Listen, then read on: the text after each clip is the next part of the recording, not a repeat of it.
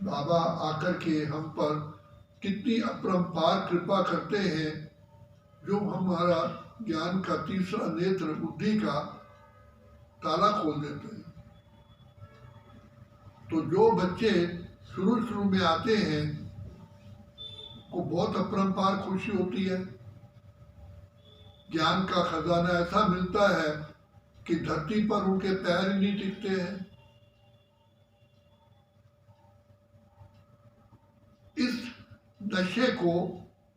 नशे का जो उमंग उत्साह है उन बच्चों को रहता है जो बाप की याद में पक्के रहते हैं।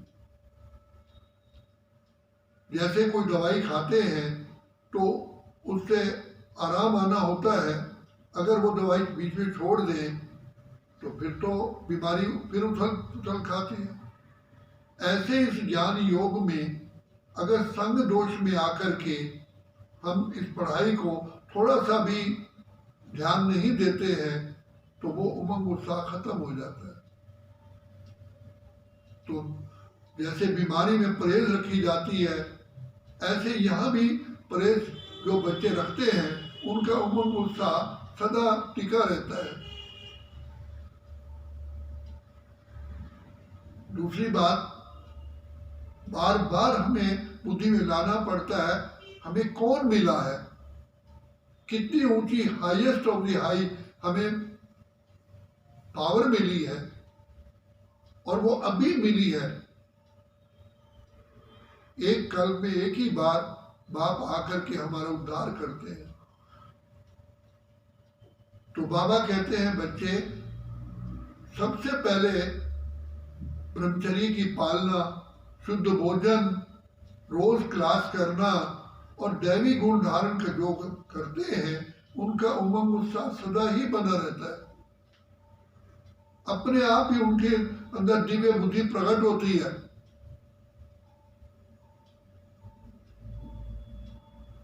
जो हमारे ओरिजिनल संस्कार हैं, शांत स्वरूप, प्रेम स्वरूप, आनंद स्वरूप, सुख स्वरूप के प्रकट हो जाते हैं।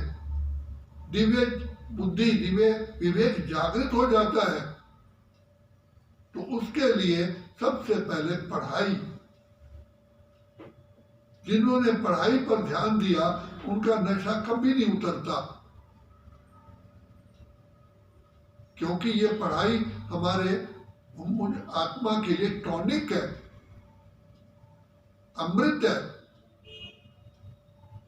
बाकी दुनिया की माया तो बहुत इस समय पर भिन्न भिन्न रूप से आती है और बाबा कहते हैं बच्चे माया भी चमकीली होती जाती है, अनेक रूप ग्रहण करती है,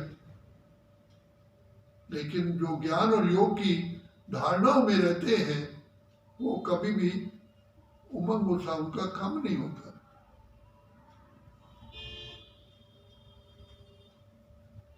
जैसे लोग सवेरे उठते हैं, एक्सरसाइज करते हैं, वॉकिंग करते हैं, शरीर का ध्यान रखते हैं तो वो तंदुरुस्त रहते हैं। यहाँ भी ऐसे ही है। हमारे चारों सब्जेक्ट हैं ज्ञान, योग, धारणा, सेवा। तो एक दो से उनका कनेक्शन है जो अभी आप बाबा ने बताया।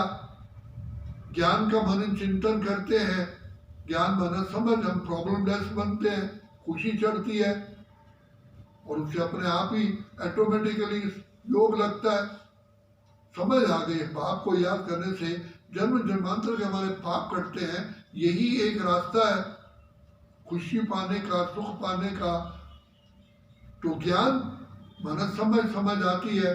बाबा कहते हैं बच्चे तुम ज्ञान सुनते तो हो, लेकिन जो दिल से सुनते हैं उनको धारणा होती है।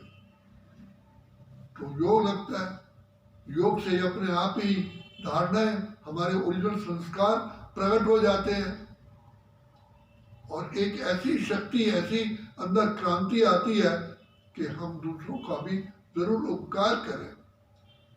अपने आप ऐसी क्रांति पैदा होती है। अपने लिए जिए तो क्या जिए, जैसे संसार के अंदर भी कहते हैं तरुवर फल नहीं खाते हैं, नदी न संचे नीर, परमारथ के कारणे साधुम धरा शरीर। साधु पने के संस्कार अर्थात शेष संस्कार एमर्ज होते हैं। और यही एक तरीका है सदा खुशी में रहने का। खुशी बाहर से नहीं आती, लेकिन जब हम ज्ञान, योग, धारणा और सेवा में रहते हैं तो खुशी परमानेंट हमारे अंदर टिक जाती है। बाबा कहते हैं बच्चे प्रैक्टिकल करके देखो। हमने प्रैक्टिकल करके किया है। जितना बाबा की याद में रहते हैं खुशियों का खजाने में मिलता रहता है। आनंद सुख की लहरों में लहराते हैं। कल भी बाबा ने कहा कि इतने बाबा की याद में समा जाओ, धरती पर पांव न टिके, अर्थात देह अभिमान से दूर हो जाए।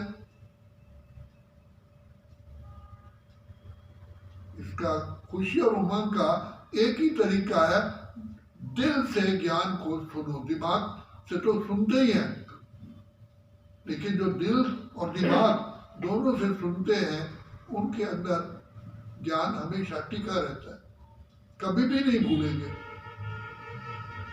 और जो हम प्रैक्टिकल कर लेते हैं वो हमारा परमानेंट हो जाता है।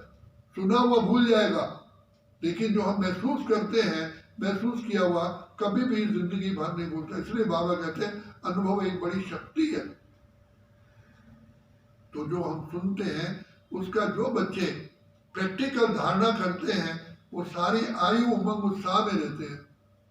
तभी तो कहा खुशियां भरी जिंदगानी हमारी, देवी देवताओं से है ये न्यारी।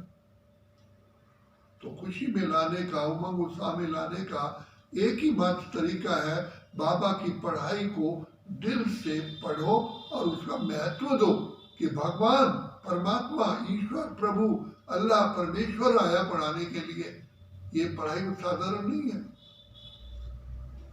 और जितना उच्च पद पाना चाहे अभी पा सकते हैं, फिर कभी भी नहीं।